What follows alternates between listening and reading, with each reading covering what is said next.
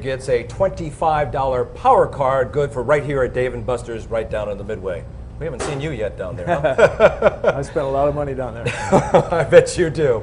Time now, Coach, for a chance where we look back at a former UH player. And you know, as a former quarterback, you know what it's like to have the right touch, huh? No, I do. And this former quarterback, I followed, and I've known him for almost 30 years, and he's a good friend. Our warrior to remember, as Coach says, is a former quarterback. And when he left the University of Hawaii, he continued to have the perfect touch. So a lot of what we do see are shoulders and knees. We see some neck and backs too, but a lot of shoulders and knees. For 25 years, physical therapist Elroy Chong has used his hands for healing. We rehabilitate people who've been injured to try to restore them to activities of daily living. But as a UH quarterback in 1972, it was Chong who needed a healing hand. We played Grambling my senior year and I got sacked about 5 or 6 times, and I couldn't lift my shoulder for the next week or so. Chong received an acupuncture treatment and in just a matter of days was throwing the ball better than ever before and was named the Miracle Arm. I think I must have had about 100 letters that next week, people wanting to come down and see what happened to me and what turned it around so quickly. The story went nationwide. Chong's development as a quarterback began with Iolani legendary coach Eddie Hamada.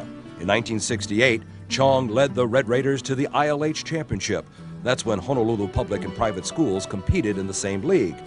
After 2 years playing for the University of Montana, Chong transferred to Hawaii, leading the Rainbows to 15 victories over a 2-year span. His most memorable moment, he says, being voted most inspirational player by his teammates. I know I went home and I cried in front of my parents. I just couldn't have believed there are more deserving players than I that my particular senior year. And I was just stunned that the boys picked me. Any pain like this?